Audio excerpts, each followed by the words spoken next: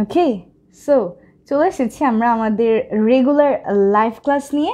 আসসালামু আলাইকুম everyone, welcome back to our live class. বলতে গেলে অনেক দিন পর আবার আমরা আমাদের এই রেগুলার ক্লাস শুরু করেছি। সো আশা করছি আপনারা সবাই অনেক ভালো আছেন এবং আপনাদের মতো আলহামদুলিল্লাহ আমিও ভালো আছি এবং আলহামদুলিল্লাহ এখন তো আরও ভালো, কাজ আপনাদের সবার সাথে আবার যুক্ত হতে পেরেছি আমাদের রেগুলার লাইভ ক্লাসে। সো ওয়েল, আমরা প্রথমে একটু যেটা করব সেটা হচ্ছে আমাদের ক্লাসটা একটু শেয়ার করে দিই সব জায়গায়, এবং শেয়ার করে দিয়ে আমরা কমেন্ট সেকশনে লিখে দিব শেয়ার ডান, যাতে করে আমরা আসলে বুঝতে পারি যে কারা কারা আমরা আমাদের ক্লাসটি শেয়ার করে দিয়েছি। এবং তারপর আমরা আমাদের মেইন লেসনে চলে যাব। খুব মজার একটা টপিক নিয়ে আজকে আমরা আলোচনা করব। অলরেডি আমরা টাইটেলে কিন্তু আমাদের টপিকটি দেখতেই পারছি যে আজকের ক্লাসটি আমাদের কি রিলেটেড হতে চলেছে।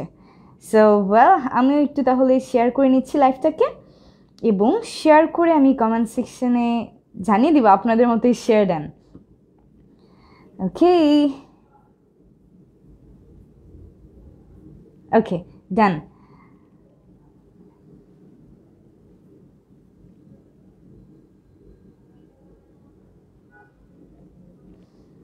বাহ, কক্সবাজার থেকে বলছি, আপু বলেছেন রাজ। সো আমরা যে যে যে যে জায়গা থেকে আসলে আমাদের লাইভটি আজকে দেখছি, আমরা প্রত্যেকে কিন্তু কমেন্ট সেকশনে জানিয়ে দিতে পারি যে আজকে আমরা কে কে কোন কোন জেলা থেকে যুক্ত হয়েছি এবং কারা কারা আছি আজকে আমরা। সো আমি দেখতে পাচ্ছি আমার সাথে অনেকে যুক্ত হয়ে গিয়েছেন, বলছেন কেমন আছেন আপু? আলহামদুলিল্লাহ অনেক ভালো আছি। ফাহিম বলেছেন long time no see. Yeah, that's true. আমাদেরকে রায়ান বলেছেন আসসালামু আলাইকুম। ওয়ালাইকুম আসসালাম। আমাদেরকে রায়হান বলেছেন কেমন আছেন আপু? আলহামদুলিল্লাহ অনেক ভালো আছি। আরও অনেকেই আসসালামু আলাইকুম জানিয়েছেন। সবাইকে একসাথে আমার তরফ থেকে ওয়ালাইকুম আসসালাম। আমাদেরকে শেয়ার ডান বলেছেন, বাহ, ভেরি গুড। হাই আপু, হ্যালো, আসসালামু আলাইকুম। ওয়ালাইকুম আসসালাম। শেয়ার ডান বলেছেন Anikur Rahman, thank you so much. Mohammad Anikur Rahman বলেছেন শেয়ার ডান, বাহ, থ্যাংক ইউ। ওকে, সো তাহলে আজকে আমরা যে টপিকটি নিয়ে আলোচনা করব এটা কিন্তু অলরেডি আমরা আমাদের টাইটেলে দেখতেই পারছি যে ইংরেজির কনফিউজিং ওয়ার্ডগুলোর যে ভয়, এবার আমরা সেগুলোকে জয় করে ফেলবো। তো আমাদের ইংলিশে কিন্তু কিছু কনফিউজিং ওয়ার্ড পেয়ার আছে, এরকম 2-3টা ওয়ার্ড আছে যাদের মিনিং আসলে কাছাকাছি হওয়ার জন্য আমরা মাঝে মাঝে কনফিউজড হয়ে যাই যে আসলে কোনটা দিয়ে আমরা কি বুঝাবো, কোন কোন ক্ষেত্রে আমরা কোনটাকে অ্যাপ্লাই করব। তো আর ভয় পাওয়ার দরকার নেই, কাজ আজকের লেসনে ইনশাল্লাহ আমরা অনেকটাকে কভার করার ট্রাই করব। যদি বাদ থাকে কিছু তাহলে আমরা আমাদের পরবর্তী ক্লাসগুলোতে একে একে দেখে নেব। সো প্রথমে আমাদের জন্য আজকে যে কনফিউজিং ওয়ার্ড পেয়ারটি রয়েছে সেটি হচ্ছে হিয়ার এবং লিসেন। Here versus listen. তো এই হিয়ার এবং লিসেন নিয়ে আমরা অনেক সময় কনফিউশনে পড়ি যে হিয়ার আমরা কখন ব্যবহার করব, লিসেন আমরা কখন ব্যবহার করব। এই হিয়ারের মানেই বা কী, লিসেনের মানেই বা কী, বা এদের মধ্যে ডিফারেন্সটা কোথায়। ডিফারেন্সটা যদি আমরা ফাইন্ড আউট করতে পারি আসলে তাহলেই এদের অ্যাপ্লিকেশনটা আমরা খুব সুন্দরভাবে বুঝে যাব। সো ব্যাপারটা খুব সহজ, মধ্যে কনফিউজ হয়ে যাবার কোনো দরকার নেই। প্রথমে আমি একটু বাংলায় বলে বুঝিয়ে দিচ্ছি, তারপর আমরা ইংলিশ ডেফিনেশনটা দেখব, এরপর আমরা এদেরকে দিয়ে কিছু এক্সাম্পল নিজেরা মেক করে ফেলবো। সো ওয়েল, প্রথমে যখন আমরা বলছি here, here means the sound that genuinely comes to our ears. It's not like that we want to hear that sound, but we have to hear it. তার মানে here বলতে আমরা বুঝি সাধারণত কোনো একটা শব্দ শোনা। তো যদি আমাদের আশেপাশে কোনো শব্দ হয় আমরা তো শব্দটা শুনতেই পাবো, তাই না? ব্যাপারটা কিন্তু সবসময় এমন না যে আমরা ইচ্ছা করেই শুনতে চাচ্ছি যে আশেপাশে কী শব্দ হচ্ছে। যেমন আমার পাশে যদি এখন একটা বাবু কান্না করে আমি কিন্তু ওর শব্দটা শুনতে পারবো। ব্যাপারটা কিন্তু এমন নয় যে আমি ইচ্ছা করেই শুনতে চাচ্ছি। তো এরকম জেনুইনলি কোনো একটা সাউন্ড হলে আমরা শুনতে পাই, কাজ আমাদের কান আছে, আমরা শুনতে পাবোই। এর জন্য এই যে নর্মালি আমরা কোনো একটা জিনিস শুনতে পাচ্ছি সেটাকেই আমরা বলছি হিয়ার, একটা সাধারণ প্রবৃত্তি, একটা হিউম্যান নেচার।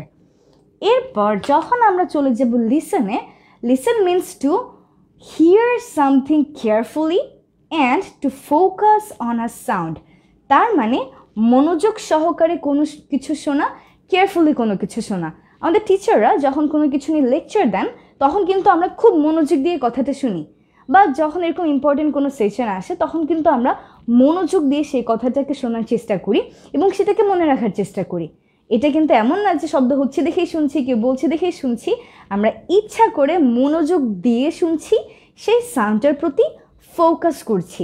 এই হচ্ছে আমাদের ডিফারেন্স। তাহলে চলুন একটা আমরা লিখে ফেলি। হিয়ার, হিয়ার মানে কি বলেছিলাম? Here means the normal sound that comes to our ears. Here means the normal sounds that come to our ears.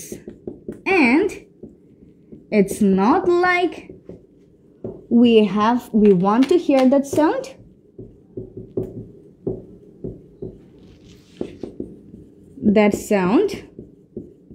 But we have to. That's it. তার মানে হিয়ার বলতে আমরা এমন কিছু শব্দকে বুঝি যেটা হলো অটোমেটিক্যালি আমাদের কানে চলে আসে, এবং ব্যাপারটা এমন না যে আমরা এটাকে শুনতে চাই কিন্তু আমাদের শুনতে হয়। That's it.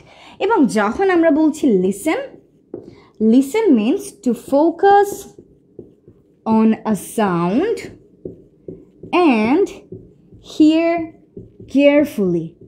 তার মানে কোনো একটা সাউন্ডের উপর ফোকাস করা এবং সেইটাকে মনোযোগ সহকারে শোনা।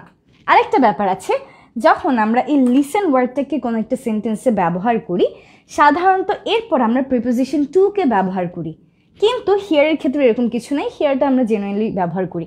সো যখন আমরা লিসেন ব্যবহার করি, এই লিসেনের পর কী করি বলুন তো, আমরা প্রিপোজিশন টুটাকে সাধারণত ব্যবহার করে থাকি। For example, listen to, I am listening to you, তার মানে আমি তোমার কথা মনোযোগ দিয়ে শুনছি। অথবা এরকমই যেসব সেন্টেন্স আছে, যেমন I am listening to music. That's it. So well, এই হচ্ছে আমাদের প্রথম পেয়ার, হিয়ার এবং লিসেন। আশা করি এবার হিয়ার মানে কি, লিসেন মানে কি, এদের নিয়ে আমরা কখনোই কনফিউজড হয়ে যাব না।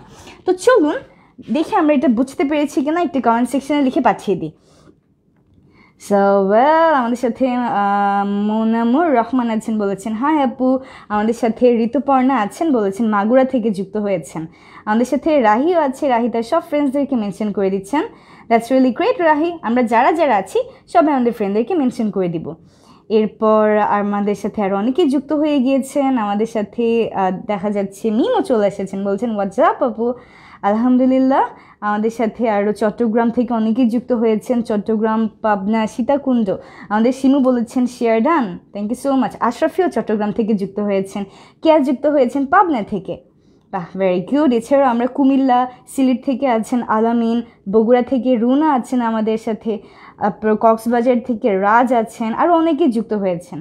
তো আমরা বলতে গেলে আমাদের প্রত্যেকটা ক্লাসেই কিন্তু দেখতে পাই আমরা বিভিন্ন জেলা থেকে সবাই যুক্ত হই, এবং আজকের ক্লাসেও কিন্তু তাই হয়েছে। আমরা বলতে গেলে দেশের সবকটি জেলা থেকেই কিন্তু সবাই যুক্ত হয়ে গিয়েছে। আচ্ছা, বলেছেন খুব ভালো করে বুঝতে পেরেছি, ক্লিয়ার আছে আপু, বুঝতে পেরেছি। Thank you so much, thank you. So well, ঠিক আছে, থ্যাংক ইউ। যেহেতু আমরা বুঝতে পেরেছি তাহলে তো আলহামদুলিল্লাহ। এবার চলুন আমরা তাহলে একটু কয়েকটা সেন্টেন্স বানিয়ে ফেলি দেখি হিয়ার এবং লিসেন দিয়ে। আপনারা কমেন্ট সেকশন আপনাদের এক্সাম্পলগুলো পাঠিয়ে দিন, এবং আমি আপনাদের মতো একটু ট্রাই করে দেখি লিখতে পারি কিনা হিয়ার এবং লিসেন দিয়ে। যেমন প্রথমে আমরা একটু হিয়ার দিয়ে লেখা ট্রাই করি। হিয়ার মানে কি, নর্মাল যে কোনো একটা সাউন্ড যেটা আমরা শুনতে পাই, তাই না? একটা সাউন্ড হচ্ছে দেখে আমরা শুনতে পাচ্ছি, দ্যাটস ইট। তো আমরা এরকম বলতে পারি, I am hearing some noise. তার মানে আমি কিছু নয়েজ শুনতে পারছি, আশেপাশে নিশ্চয়ই কোথাও একটা হইচই হচ্ছে এবং আমার কানে সেটা আসছে, আমি শুনতে পাচ্ছি। আমি বলতে পারি যে you can hear the sound of the machine. তার মানে তুমি মেশিনের শব্দটি শুনতে পারো। সো মেশিনের শব্দ হচ্ছে, এর জন্য তুমি শুনতে পারবে। আবার আশেপাশে নয়েজ হচ্ছে, এর জন্যই আমি শুনতে পারছি। সো এরকম যখন কোনো ব্যাপার আসবে, কোনো একটা সাউন্ড হচ্ছে আর সেটা অটোমেটিক্যালি আমরা শুনতে পাচ্ছি, সেই ক্ষেত্রে কিন্তু আমরা এই হিয়ারকে ব্যবহার করি। আর লিসেন আমরা কখন ব্যবহার করি, যখন আমরা কোনো কিছু মনোযোগ সহকারে শুনি, এবং এই লিসেনের পর সাধারণত প্রিপোজিশন টুটাকে আমরা ব্যবহার করি। তো আমি এরকম বলতে পারি যে are you listening to me, are you listening to me. তার মানে তুমি কি আমার কথা মনোযোগ দিয়ে শুনছো? শুধুমাত্র শুনছো না, লিসেন মানে মনোযোগ সহকারে শোনা, সাউন্ডের উপর ফোকাস করা। So are you listening to me, তুমি কি আমার কথা মনোযোগ সহকারে শুনছো? আমি বলতে পারি যে I am listening to music, যার মানে কোনো একটা গান আমি মনোযোগ সহকারে শুনছি, দ্যাটস ইট। সো এবার আমরা বুঝে গেলাম হিয়ারকে কোথায় আমরা ব্যবহার করি, কিভাবে ব্যবহার করি, এবং লিসেনকে আমরা কোথায় কোথায় ব্যবহার করি। চলুন এটা আমরাও কয়েকটা সেন্টেন্স বানিয়ে ফেলি হিয়ার এবং লিসেন দিয়ে খুব সহজেই। Hear and listen. আমাদেরকে হাসবুনুল্লাহ বলেছেন you can hear the sound of the machine. Very good. আমাদেরকে ইয়াস বলেছেন I am hearing some noise. Very good. আমাদেরকে শরীফুল বলেছেন I am connected from Satkhira. I love you আপু, থ্যাংক ইউ সো মাচ। আর বাকিরা আমরা বলেছিলাম যে সবাই আমরা বুঝতে পেরেছি। That's great. ওকে, সো আমাদেরকে মিম বলেছেন I can hear the sound of the horn. Very good. চলুন আরও কিছু সেন্টেন্স আমরা সবাই বানিয়ে ফেলি। আমাদেরকে রিফাত বলেছেন can you hear my sound. Very good. Asif বলেছেন মিম আপু কেমন আছেন, আমি চট্টগ্রাম থেকে। হ্যাঁ আলহামদুলিল্লাহ অনেক ভালো আছি। আমাদেরকে ফামিয়া জাহান বলেছেন I am listening to you. Very good. এই তো চমৎকার হয়েছে, তার মানে আমি মনোযোগ দিয়ে তোমার কথাটি শুনছি। ভেরি গুড, সুন্দর হয়েছে। তারপর yes, very good. I am listening to the song. Are you listening to me? I am hearing you. She is listening to me and I want you to listen to me. Very good. আমাদেরকে শরীফুল বলেছেন আপু completing sentence নিয়ে কিছু video make করলে ভালো হতো। জি ইনশাল্লাহ video make করবো আমাদের কমপ্লিটিং সেন্টেন্সগুলো নিয়ে। Don't worry. আমরা কিন্তু এখন আমাদের স্পোকেন শুধু যে করবো তাই না, আমরা কিন্তু এখন থেকে ট্রাই করবো আমাদের গ্রামার যে পার্ট আছে, বেসিক্যালি আমাদের একাডেমিক যে পার্ট আছে, এসএসসি এইচএসসি অ্যাডমিশন টেস্ট সব কিছু নিয়ে আলোচনা করার জন্য ইনশাল্লাহ ওয়ান বাই ওয়ান আমরা সব কিছুই করবো। আমাদেরকে আবু রায়হান বলেছেন I am listening to your lecture. Very good. আমাদেরকে ইয়াসমিনুল বলেছেন I am listening to your video. Okay, very good. Mim বলেছেন I am listening to Mim আপুস ক্লাস। আমাদেরকে রাবেয়া বলেছেন I am listening a novel. খুব বেশি সুন্দর হয় যদি আমরা বলি I am listening to a novel, কারণ আমরা দেখেছি সাধারণত এই লিসেন ওয়ার্ডের সাথে আমরা প্রিপোজিশন টুটাকে কিন্তু ব্যবহার করি। আমাদেরকে রাফি বলেছেন একদম clear. Very good, well done. Runa বলেছেন please listen to me. Are you hearing the sound? Very good. Shariful বলেছে আমরা অনেক ডাল কমপ্লিটিং সেন্টেন্স ইনশাআল্লাহ, আর কেউ আমরা কোনো কিছুতে এখন থেকে ডাল থাকবো না। সো তাহলে এটা আমরা দেখে নিলাম হিয়ার এবং লিসেন। এবার আমরা অন্য একটা পার্টে চলে যাই এবং দেখি পরবর্তীতে আমাদের জন্য কি রয়েছে। ওকে, সো এবার আমরা আলোচনা করব আরও দুইটা এরকম কনফিউজিং ওয়ার্ড নিয়ে। সেগুলো হচ্ছে ইনভেনশন এবং ডিসকভারি। ইনভেনশন এবং ডিসকভারি যাদের মিনিংও কাছাকাছি প্রায়, এবং এইটা নিয়ে আমরা কনফিউজড হয়ে যাই। সো ওয়েল বলে দিই, আজকে আমরা যে টপিকগুলো নিয়ে আলোচনা করছি এগুলো কিন্তু এরর ফাইন্ডিংয়ে চলে আসে। তো আমাদের যেসব জায়গায় এরর ফাইন্ডিংয়ের ব্যাপারগুলো আছে, যেমন আমরা যদি একটু অ্যাডমিশন টেস্টের কথা কনসিডার করি বা আমরা যদি কোনো পাবলিক এক্সামের কথা কনসিডার করি, সেখানে কিন্তু এরর ফাইন্ডিং একটা টপিক আছে। তো সেইখানে আপনাদেরকে দেখা যাবে যেখানে যে ওয়ার্ডটা ব্যবহার করা উচিত ছিল সেটা না করে অন্য একটা ওয়ার্ড ব্যবহার করেছে। আপনাদেরকে কিন্তু বলতে পারে যে কারেক্ট অ্যান্সারটা কোনটা নিচে থেকে খুঁজে বের করুন। তো তখন আপনার যদি জানা থাকে আসলে কোন ওয়ার্ডকে কোথায় ব্যবহার করতে হয়, কার মিনিং কি, তখন কিন্তু আপনি খুব সহজেই আসলে এরর ফাইন্ডিংগুলো সলভ করতে পারবেন। তো চলুন এবার আমরা যেটা দেখছি সেটা হচ্ছে ইনভেনশন এবং ডিসকভারি। এরা দুইজনও কিন্তু কাছাকাছি মিনিংয়ে। So invention is the action of making something new, totally new, which didn't exist before. তার মানে ইনভেনশন বলতে আমরা বুঝি কোনো কিছু নতুন করে বানানো, যে জিনিসের কোনো অস্তিত্ব আগে ছিল না। ধরুন আমরা যদি কম্পিউটারের কথা চিন্তা করি, কম্পিউটার কিন্তু কেউ একজন বানিয়েছেন, তার আগে কিন্তু কম্পিউটারের কোনো অস্তিত্বই ছিল না। যে প্রথমে বানিয়েছিলেন সে একটি নতুন ইনভেনশন করেছেন, রাইট? সিমিলারলি আমরা যে কোনো এরকম সায়েন্টিফিক জিনিসের কথা বলতে পারি, কারণ এদের কোনো অস্তিত্বই কিন্তু আগে ছিল না। Mobile phone, computer, TV, fridge যা যা আছে এগুলো কিন্তু বানানো হয়েছে নতুন করে, তাই না? সো এমন কিছু যেটা বানানো হয়েছে, যেটার কোনো অস্তিত্ব লাখ লাখ কোটি কোটি বছর আগে ছিল না, তাদেরকে আমরা বলছি ইনভেনশন। আর ডিসকভারি মানে নতুন করে বানানো বা নতুন করে আবিষ্কার করা, যেসব জিনিসের অস্তিত্ব অনেক আগে থেকেই ছিল কিন্তু কোনো কারণে তারা লুকায়িত অবস্থায় ছিল বা হয়তো হারিয়ে গিয়েছিল, নতুন করে তাদেরকে খুঁজে পাওয়া হয়েছে। এইসব ব্যাপারে আমরা বলি হচ্ছে ডিসকভারি। ফর এক্সাম্পল ধরুন যে কোনো একটা জাহাজ সমুদ্রের মাঝে হারিয়ে গিয়েছিল, এবার অনেক বছর পর যদি জাহাজটাকে খুঁজে পাওয়া হয়, সেই ক্ষেত্রে কিন্তু ইনভেনশন ব্যবহার করা যাবে না, ব্যবহার করতে হবে ডিসকভারি।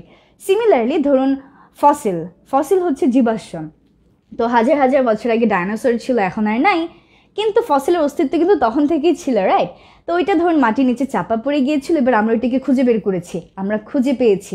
তো এই যে ফসিলকে খুঁজে পেয়েছি নতুন করে, কিন্তু এর অস্তিত্ব অনেক আগে থেকেই ছিল, এই ক্ষেত্রে আমরা ব্যবহার করি হচ্ছে ডিসকভারি। সো দুইটাই হচ্ছে নতুন নতুন জিনিসের ক্ষেত্রে, নতুন জিনিস বানানো বা আবিষ্কার করার ক্ষেত্রে, কিন্তু ইনভেনশন হচ্ছে টোটালি নিউ, যার কোনো অস্তিত্ব আগে ছিল না। আর ডিসকভারি হচ্ছে নতুন, ঠিক আছে, কিন্তু এর অস্তিত্ব আগে থেকে ছিল, কোনো কারণে হারিয়ে গিয়েছিল বা লুকায়িত অবস্থায় ছিল। এবার চলুন আমরা এই ডেফিনেশনটা একটু সুন্দর করে দেখে নিই। প্রথমে হচ্ছে আমাদের আছে invention. So invention means the act of making something new and this didn't exist before, তার মানে এর কোনো অস্তিত্ব আগে ছিল না, একদম টোটালি নিউ। আর সাধারণত যে কোনো সায়েন্টিফিক জিনিস বা যে কোনো ডিভাইসের সাথেই এই ইনভেনশন ওয়ার্ডটা বেশি যায়, কারণ যে কোনো ডিভাইসে আসলে নতুন করে বানানো হয়, তো এর জন্য আমরা ইনভেনশনটাকে এখানে ব্যবহার করি। আর ডিসকভারি, ডিসকভারি মানে কি? Discovery means the action of finding or learning something new that existed a long time ago, but maybe it was hidden or lost. That's it. So এই হচ্ছে আমাদের ইনভেনশন এবং Discovery. Invention means the act of making something new and this didn't exist before, একদমই totally new. আর এটা সাধারণত যে কোনো scientific ডিভাইসের সাথে আমরা ব্যবহার করি। For example, an invention of modern science, mobile phone is an invention of modern science. The action of finding or learning something newly that existed a long time ago but was hidden or lost for some reason, সেই ক্ষেত্রে আমরা ব্যবহার করি হচ্ছে Discovery.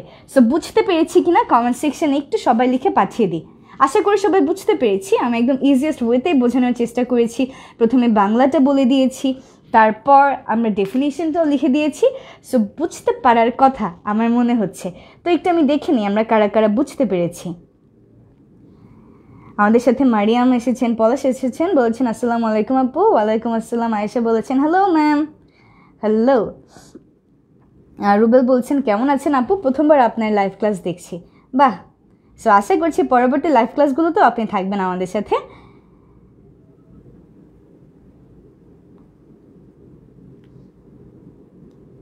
ওকে, so আমাদেরকে রুনা বলেছেন আপনি একদম ক্লিয়ার। বাহ, ভেরি গুড। আমরা বলছি জি বুঝতে পেরেছি আপু, বলেছেন রিফাত মণ্ডল। তারপর আমাদেরকে রাজরিয়া মিম বলেছেন আরেকবার বলবেন আপু। হ্যাঁ, ডেফিনেটলি আরেকবার বলবো, কেন নয়। সো ওয়েল, আরেকবার বলবো। আরেকবার বলার আগে আমরা কিছু এক্সাম্পল যদি লিখি তাহলে বোঝাটা আরও একটু বেশি সহজ হয়ে যাবে। তো আমি একটু এক্সাম্পলটা লিখে আবার বুঝিয়ে দিচ্ছি। যেমন দেখুন, আমি বলতে পারি TV is an invention of science, এবং আমি বললাম আ ফসিল হ্যাজ বিন ডিসকভার্ড। তো প্রথম সেন্টেন্সটা যদি একটু লক্ষ্য করি, TV is an invention of science, তার মানে এই টিভির অস্তিত্ব কিন্তু আসলে আগে থেকে ছিল না, হাজার হাজার বছর আগে থেকে সায়েন্সের মাধ্যমে টিভিকে বানানো হয়েছে নতুন একটা জিনিস। সো এর জন্য টিভির ক্ষেত্রে কিন্তু আমরা ইনভেনশনকে ব্যবহার করেছি, আমরা বলিনি TV is an Discovery of science. যদি কোনো একটা সেন্টেন্সে ডিসকভারি দেওয়া থাকে তাহলে আপনি বুঝে নেবেন এই সেন্টেন্সটা ভুল, এটার জায়গায় ইনভেনশন দিয়ে আসলে এটাকে রিপ্লেস করতে হবে। এরপর আমরা বলেছি আ ফসিল হ্যাজ বিন ডিসকভার্ড, আমরা বলিনি আ ফসিল হ্যাজ বিন ইনভেন্টেড। কেন? কারণ এই ফসিল মানে জীবাশ্ম, এই জীবাশ্মের অস্তিত্ব অনেক হাজার হাজার বছর আগে থেকেই ছিল, কোনো কারণে হয়তো বা এটা মাটির নিচে চাপা পড়ে গিয়েছিল, হারিয়ে গিয়েছিল, লুকায়িত অবস্থায় ছিল, এবার আমরা কোনো কারণে সেটাকে খুঁজে পেয়েছি, এর জন্য আমরা বলেছি আ ফসিল হ্যাজ বিন ডিসকভার্ড। তো তাহলে আমরা ওভারঅল কী বুঝতে পারলাম? কোনো কিছু যেটার অস্তিত্ব আগে থেকে ছিল না, নতুন করে যেটাকে বানানো হয়েছে, সেই সব ক্ষেত্রে আমরা ইনভেনশনটাকে ব্যবহার করি। এবং এমন কোনো কিছু যার অস্তিত্ব অনেক বছর আগে থেকেই ছিল কিন্তু কোনো কারণে হয়তো বা হারিয়ে গিয়েছিল বা লুকায়িত অবস্থায় ছিল, তাদের জন্য আমরা ডিসকভারিকে ব্যবহার করি। এবার আশা করি আমরা একদম বুঝতে পেরেছি, but still I need to be sure, that's why আমাকে একটু চট করে কমেন্ট সেকশনে জানিয়ে দিলে আমার জন্য খুব বেশি ভালো হয়।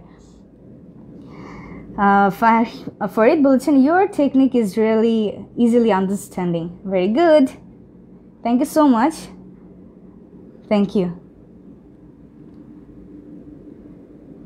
আমাদেরকে রাহি বলেছেন Paharpur is a beautiful in discovery of আজ। Very good. আমাদেরকে বলেছেন ইয়েস আই আন্ডারস্ট্যান্ড, ক্লিয়ার। জি বুঝেছি, ইনশাআল্লাহ বুঝেছি বলেছেন ফাহিম। ওবায়দুল্লাহ বলেছেন আন্ডারস্ট্যান্ড।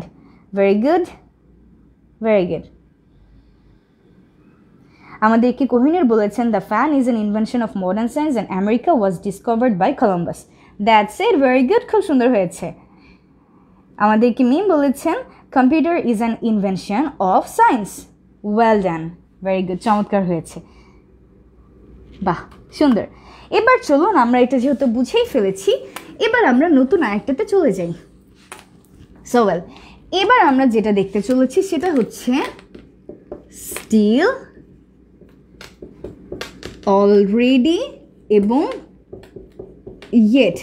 স্টিল, অলরেডি, ইয়েট, এই তিনটা ওয়ার্ডে কিন্তু মাঝে মাঝে আমাদের কাছে কনফিউজিং মনে হয়, এবং কোন জায়গায় আসলে স্টিল ব্যবহার করা উচিত, কোন জায়গায় অলরেডি ব্যবহার করা উচিত, কোন জায়গায় ইয়েটকে ব্যবহার করা উচিত, এটা নিয়ে মাঝে মাঝে আমরা একটু সমস্যায় পড়তে পারি। এর জন্য চলুন আজকে আমরা খুব সহজেই শিখে নিব এই স্টিল আমরা কোথায় বলি, অলরেডি আমরা কোথায় বলি, এবং ইয়েটকে আমরা কোথায় বলতে পারি। খুব সহজেই এটা মনে রাখা যায়। দেখুন আমি বলে দিচ্ছি। প্রথমে আমরা বলি স্টিল। তো স্টিলকে আমরা এইসব সেন্টেন্সে ব্যবহার করি যেখানে আমরা বলতে চাই কোনো কিছু এখনও হচ্ছে, তার মানে একটা কাজ শেষ হয়ে যায়নি, এখনও চলছে। যেমন আমি এখনও খাচ্ছি, তার মানে আমার খাবার দাবার কিন্তু শেষ হয়ে যায় নাই। আমি এখনও পড়ছি, মানে আমার পড়াশোনা এখনও শেষ হয়ে যায়নি। সে এখনও খেলছে, মানে তার খেলা এখনও শেষ হয়ে যায়নি। সো এই যে এখনও কোনো একটা কাজ হচ্ছে, কাজটি শেষ হয়ে যায়নি, এইসব ক্ষেত্রে আমরা এই স্টিলকে ব্যবহার করি। তার মানে কোনো একটা কাজ এখনও চলছে, কোনো একটা কাজ এখনও চলছে। সোজা কথায় আমরা এটাকে আরও শর্টলি বলতে পারি a work that has not finished. That has not finished, a work that has not finished. তার মানে কোনো একটা কিছু এখনও চলছে, হ্যাজ নট ফিনিশড, শেষ হয়ে যায়নি।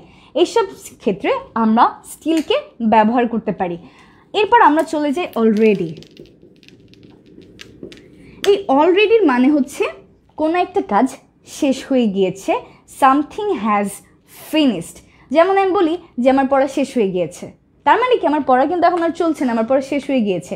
আমার খাবারের খাওয়া শেষ হয়ে গিয়েছে, তার খেলা শেষ হয়ে গিয়েছে। That's it. সো এইসব ক্ষেত্রে যখন আমরা বলি কোনো একটা কাজ শেষ হয়ে গিয়েছে,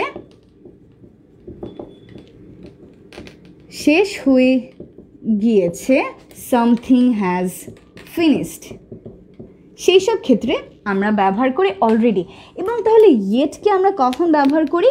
ইয়েটকে আমরা ব্যবহার করি এমন কোনো ক্ষেত্রে যেখানে কোনো একটা কাজ এখনো শুরুই হয়নি। তো এটা শেষ হওয়ার কোনো প্রশ্নই আসে না। কোনো একটা কাজ এখনো শুরুই হয়নি, এখনো শুরুই হয়নি, something that has not started.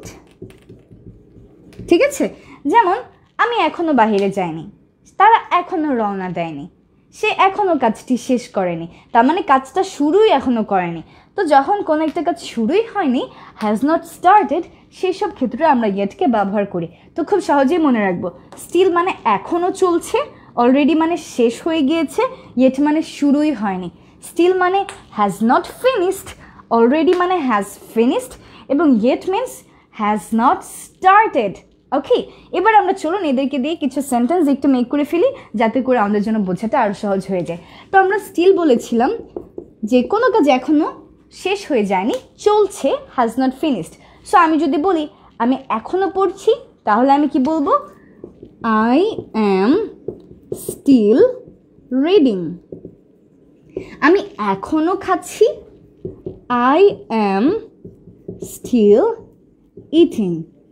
সে এখনো যাচ্ছে, he is still going.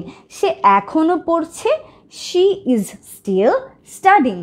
এরকম ক্ষেত্রে যেসব কাজ এখনো চলছে, শেষ হয়ে যায়নি, তাদের ক্ষেত্রে কিন্তু আমরা স্টিলকে ব্যবহার করি, তাই না? স্টিল। এবার অলরেডি আমরা কখন ব্যবহার করি?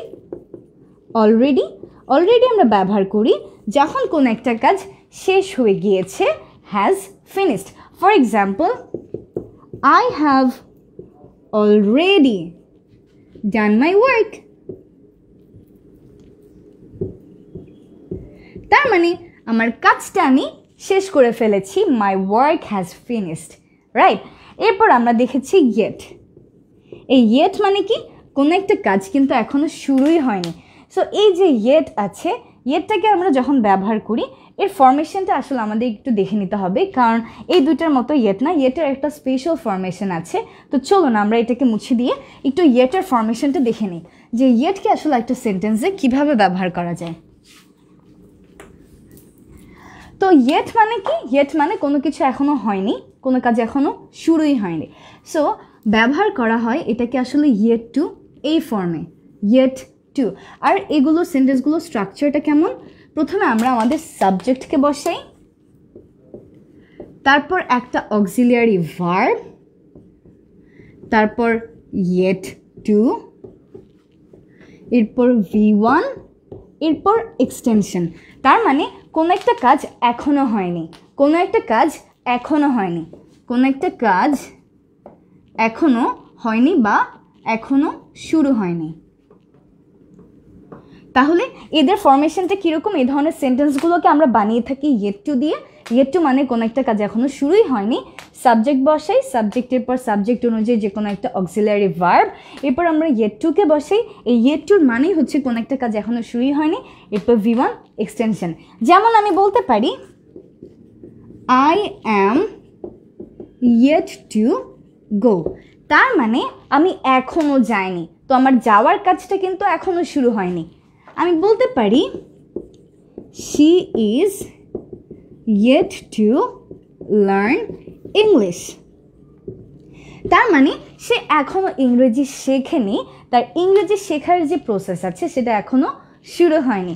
সিমিলারলি এরকম আরও অনেক সেন্টেন্সই বানানো যায়, যেমন আমরা বলতে পারি we are yet to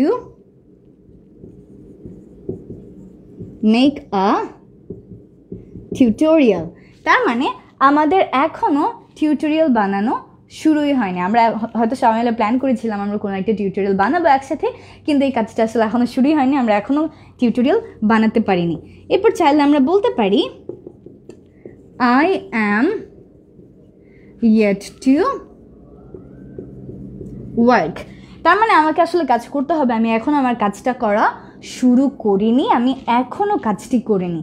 তো এইসব সেন্সে আমরা yet to কে কিন্তু ব্যবহার করি। আর খুব সুন্দর একটা সেন্টেন্স ফরমেশন, এই ডিফারেন্স শিখতে গিয়ে আমরা একটা সেন্টেন্স ফরমেশন আজকে শিখে নিলাম।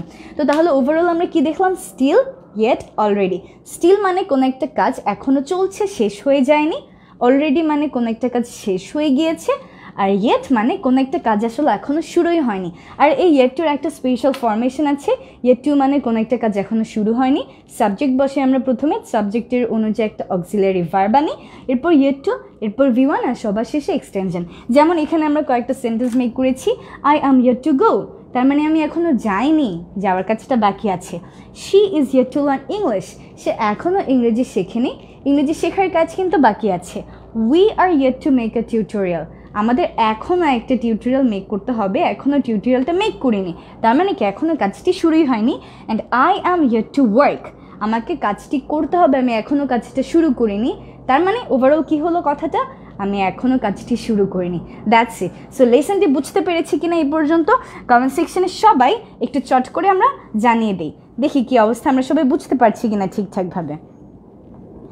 আমাদের নাসিরুল্লাহ বলেছেন, আসসালামু আলাইকুম দিদি, আই এম ফ্রম ইন্ডিয়া। বাহ, thank you so much for joining me. আমাদেরকে আদনান বলেছেন, I am yet to learn English. Very good. আমাদেরকে ইয়াসমিনুল বলেছেন, she is yet to come home. আমাদেরকে বলেছেন Kohinoor, I am still watching your live stream, I have already arrived the station and they have yet to, পড়তে পারিনি পুরো সেন্টেন্সটা, নিচে চলে গেছে, আমি রিয়েলি সরি। আমাদেরকে আনিকুর বলেছেন আনস্ট্যান্ড, আমাদেরকে মাকসুদ বলেছেন I am yet to reading. এটা কি ঠিক হয়েছে? একটু ভুল আছে, I am yet to reading বলতে পারবো না কেন? সেন্টেন্সের ফরমেশনে আমরা দেখেছি V1 হবে, তার মানে এর সাথে আমরা কিছু করব না, এটাকে পাস্ট ফর্মে নিব না, এর সাথে আইএনজি যুক্ত করব না, এর সাথে কিছু করব না, ইয়েট টু প্লাস V1, ঠিক আছে? এটা মাথায় রাখবো। সো বলতে হবে কি, I am yet to learn, I am yet to read, I am yet two Singh, I am yet to dance, I am yet to watch etcetera. I am yet to dance বলেছেন মিম, আমাদেরকে বলেছেন she is yet to join, very good. আমাদেরকে বলেছেন her name is yet two be decided, আচ্ছা ঠিক আছে। তারপর দেখি I am yet to read, very good. I have already done the work, very good. আচ্ছা আমাদেরকে রিফাত বলেছেন এখানে অলরেডি এর সামনে হ্যাভ কেন হলো? বেসিক্যালি এটা আমরা পারফেক্ট টেন্সে করেছি, যে আমার কাজটি করা শেষ হয়ে গিয়েছে, এর জন্য কিন্তু আমরা এখানে হ্যাভটাকে নিয়ে এসেছি, কেমন? তারপর দেখি আমরা আরও বলেছি যে I am listening to motivational speech. বাহ, আগের থেকে একটা সেন্টেন্স আমরা নিয়েছি, ভালো হয়েছে, সুন্দর হয়েছে, ভেরি গুড। আমাদেরকে সাদিয়া বলছেন I am yet to go to Rahi আপুস home, I am yet to sleep, I am yet to learn English, I am yet to playing. যদি আমরা I am yet to playing বলি এটা কি হবে? একটু ভুল কিন্তু হয়ে গিয়েছে, ভুল হয়ে গিয়েছে। I am yet to play বলতে হবে, কারণ আমরা দেখেছি ইয়েট টু এর পর আমরা সবসময় V1কেই ব্যবহার করি, তাই না? সো এখানে আমরা কিছু করতে পারবো না, এই ভার্বটাকে চেঞ্জ করতে পারবো না, এর সাথে আইএনজি যুক্ত করতে পারবো না, এর সাথে কী করতে পারবো না বলুন তো? পাস্ট ফর্মে এটাকে নিতে পারবো না। সোজা কথা ইয়েট টু প্লাস V1 মাথায় রাখবো, yet two plus V1। I am yet to learn, Suma is yet to love someone, I am yet to learn English, I am yet to read বলেছেন তাহেরা, ভেরি গুড। আমাদেরকে রাবি বলেছেন present subjunctive এর একটি class নেন please. ইনশাল্লাহ আমরা try করব। I am yet to learn dancing, I am yet to go outside. Okay, আমি yet to go to outside কিন্তু বলবো না। এই আউটসাইড হচ্ছে এমন একটা ওয়ার্ড যার আগে আসলে আমরা কোনো প্রিপোজিশন ব্যবহার করি না। So I am yet to go to outside না বলে আমরা বলবো I am yet to go outside. Generally আমাদের জন্য এমন কিছু ওয়ার্ড আছে যাদের আগে আমরা কোনো প্রিপোজিশন ব্যবহার করি না। চলুন একটু দেখে নেই ওয়ার্ডগুলোকে, তাহলে আমরা মনে রাখতে পারবো সহজেই যে সেই ওয়ার্ডগুলো কি। এমন কিছু ওয়ার্ড যাদের আগে কোনো প্রিপোজিশন আমরা বসাই না। চলুন সেই ওয়ার্ডগুলোকে একটু এক নজরে দেখে নিই। এদের মাঝে আমরা পাই হচ্ছে হোম, অ্যাব্রড, খুব কমন কিছু ওয়ার্ড নিচ্ছি, uptown, downtown, inside, outside, upstairs, ডাউনস্টেয়ার্স। এই যে ওয়ার্ডগুলো আছে, এই ওয়ার্ডগুলোর আগে আমরা কি করি না বলুন তো? কখনো কোনো প্রিপোজিশনকে বসাই না। সো ওয়েল, তাহলে এই যে আমরা একটু আগে লিখেছিলাম I am yet to go to outside, এটা কি বললে হবে?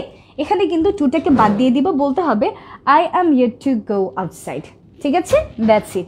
So home, abroad, uptown, downtown, inside, outside, upstairs, ডাউনস্টেয়ার্স, এদের আগে আমরা কখনো কোনো প্রিপোজিশন বসাবো না। আপস্টেয়ার্স মানে উপরতলা এবং ডাউনস্টেয়ার্স মানে নিচের তলা। আমাদের বাড়ির যে উপরতলা আছে তাকে আমরা বলি আপস্টেয়ার্স এবং নিচের তলাকে আমরা বলছি ডাউনস্টেয়ার্স। সো এদের আগে আমরা কী করি না বলুন তো? কোনো প্রিপোজিশন কিন্তু সাধারণত বসাই না। তো এই ওয়ার্ডগুলোকে একটু মনে রাখতে হবে, খাতায় সুন্দর করে নোট ডাউন করে রাখতে হবে। অ্যান্ড ওয়েল, আমাদের যতগুলো ক্লাস হবে এই সবগুলো ক্লাস কি করতে হবে বলুন তো? এই সবগুলো ক্লাস খুব সুন্দর করে খাতায় নোট ডাউন করে রাখতে হবে এবং আমাদের যে গ্রুপটা আছে 1 মিনিট ইংলিশ উইথ মি, সেই গ্রুপে আমরা সুন্দর করে নোট করে আমাদের খাতার ছবি তুলে আমরা হোমওয়ার্ক হিসেবে সাবমিট করব।